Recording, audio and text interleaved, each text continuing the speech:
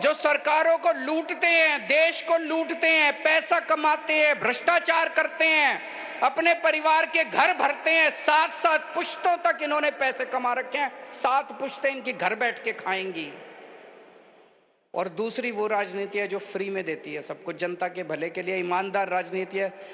कोई नेता अगर देश के अंदर खड़ा होके कहे कि मेरे को फ्री की रेवड़ी के खिलाफ हूं, समझ जाओ उस नेता की नीयत खराब है, वो नेता भ्रष्टाचारी है।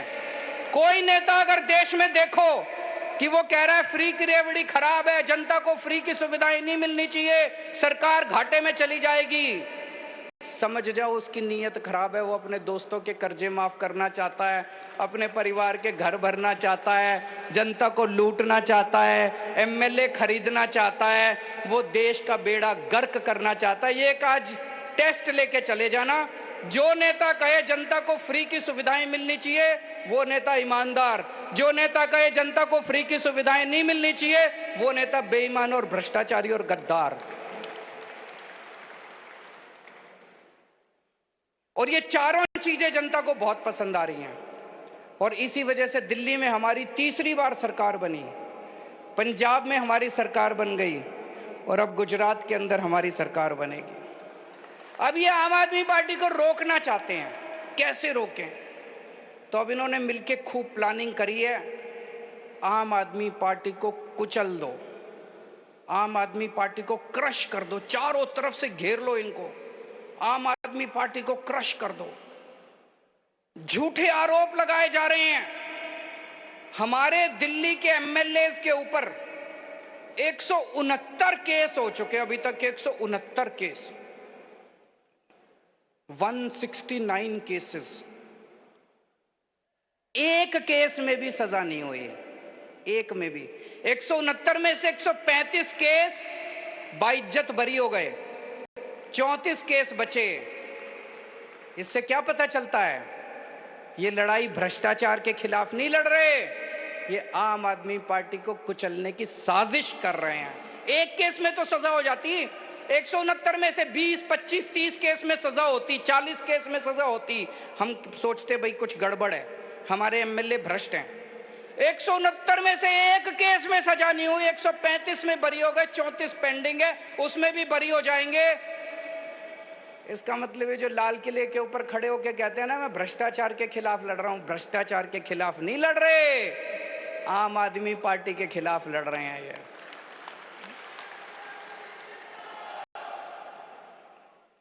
सतिंदर जैन जी किसी और देश में होते ना, उनको भारत रत्न दे देते। उस आदमी ने मोहल्ला क्लिनिक दिया इस देश को, जिसकी पूरी दुनिया में चर्चा है। यूएन के सेक्रेटरी जनरल ने आके कहा कि मोहल्ला क्लिनिक सारी दुनिया को अपनाना चाहिए। उस आदमी ने फ्री बिजली का इजाद किया, उसी ने निकाला आइडिया कि बिजली फ्री भी दी जा सकती है। उस आदमी ने पूरी दिल्ली को फ्री इलाज दिया। आज दिल्ली के अंदर जो हर आदमी को फ्री इलाज मिल रहा है उसकी वजह से मिल रहा है।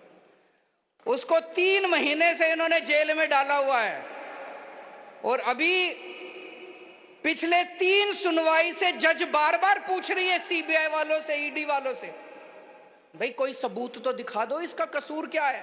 पढ़ा होगा आपने अखबारों में। जज ने 3 हेयरिंग में पूछा कि कोई तो सबूत दे दो, एक तो सबूत दे दो इसके खिलाफ।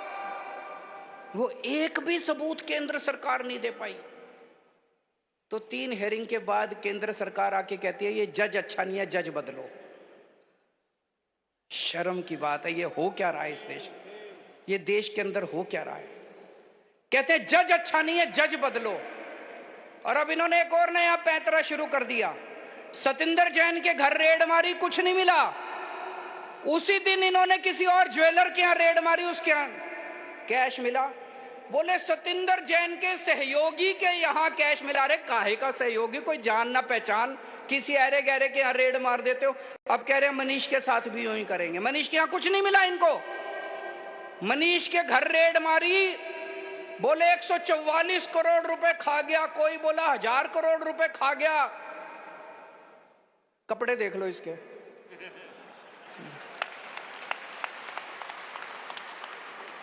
144 करोड़ रुपए वाला आदमी ऐसे कपड़े पहनता है थोड़ी तो, और 144 करोड़ रुपए 1000 करोड़ रुपए खा गया होता तो घर में कुछ इधर उधर अलमारी में 1000 2000 10,000 20,000 लाख 2 लाख तो मिलते हैं। ढेला नहीं मिला इसके घर। फिर इनके गांव गए, मनीष के गांव गए, उन्होंने सोचा इसने जमीन खरीद रखी होगी, सारे गांव में पूछा इन्होंने, सीबीआई ईडी केंद्र सरकार ने, कुछ नहीं मिला। फिर इनके लॉकर में गए, बैंक में गए, इन्होंने सोचा लॉकर में होगा। तो इनका छोटा बच्चा, जब वो मीर इनका छोटा था, उसका एक झुंझुना था, वो याद के लिए उन्होंने लॉकर में रख रखा था, वो झुंझुना मिला इनको, लॉकर में झुंझुना मिला, कुछ नहीं मिला। 144 करोड़ खा गया कि मनीष सिसोदिया इतने। अब इन्होंने प्लानिंग करी है, अब एक दिन ये रेड करेंगे। All right, there Arvind Kejriwal attacking the BJP, and going straight across to my colleague Ishika, who will take us through all the details of that speech by Arvind Kejriwal.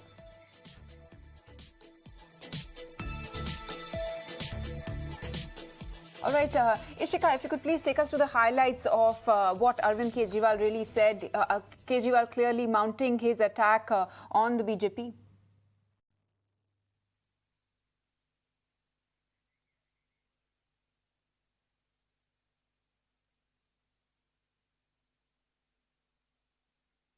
Yes, so right now we are present in the Indira Gandhi Stadium, where the inside the Rashtriya Jan Pratinidhi Sammelan of Aam Aadmi Party is going on.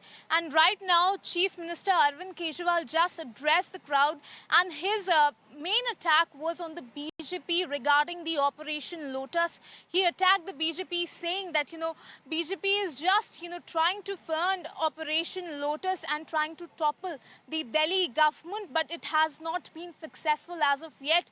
He also talked about the cases, being filed against the Aam Aadmi Party MLAs, and said that, this is just a vendetta politics, because no truth, so far has come out. The thing they did with Satyendra Jain, they're doing the same with, going to do the same with Manish Sisodia.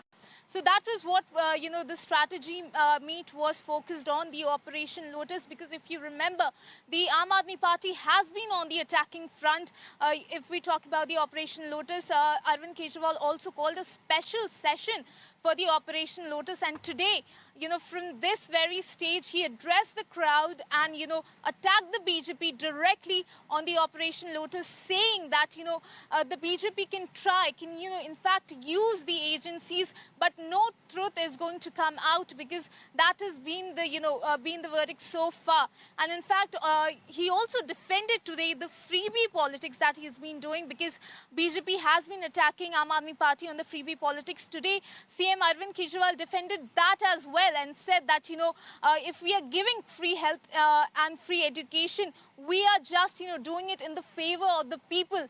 And those who are against the freebie politics are actually against, the people of Delhi and the people of the country.